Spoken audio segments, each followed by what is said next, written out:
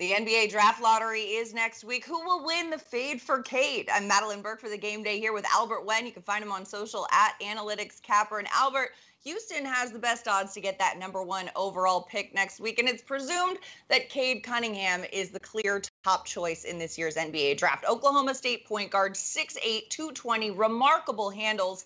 What are your thoughts on Cade going to the league? I think Cade Cunningham at that size, at point guard, is going to be a one-in-generation type of player. He averaged 20 points, 6 rebounds, over 3.5 assists, and 1.5 steals in his freshman year. He was actually one of 4 players in the history of the Big 12 to win the Player of the Year after Marcus Smart, Kevin Durant, and Michael Beasley. I like him a lot. I want to be the face of the franchise for either Houston, homegrown there in Texas, or maybe Oklahoma City.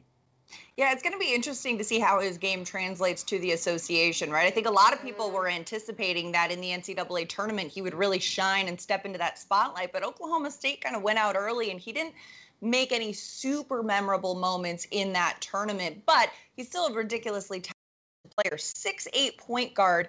How would you say Cade stacks up to other NBA point guards as the game is becoming a lot more positionless? And, current Rookie of the Year, for example, LaMelo Ball, for one comparison. That's a great point. I think the size is huge. I liken him to someone like a Luka Doncic. I think he has great ball skills. He has good vision. He only averaged 3.5 assists in the college games, but that's going to definitely increase in pros, especially if his usage rate goes up. And the difference between him and LaMelo Ball, Cade Cunningham has a legitimate three-point shot. I think he's perfect for 2021 basketball, and any team would be lucky to get him.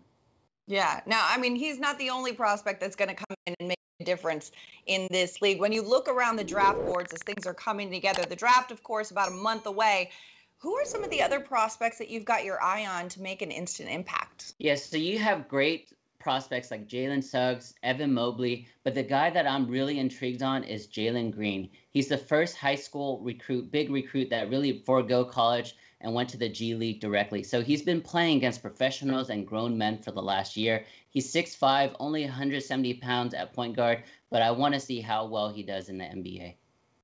Yeah, it's definitely interesting, too, because the league kind of made that change to avoid the one-and-done NCAA cycle that we've been seeing and really elevate the G League to kind of the NBA's farm system. And Green could be an example of a success story out of that and could lead other top prospects out of high school to choose that route as well. I think that's very interesting. Another guy that I've got my eye on is a late first-round projected pick who also has a lot of professional experience. I'm talking about Usman Garuba out of Madrid. He's playing for Real Madrid overseas. He's got an NBA frame. Scouts are comparing him to guys like Kenneth Faried or P.J. Washington. A lot of energy in the way he plays. Very athletic build.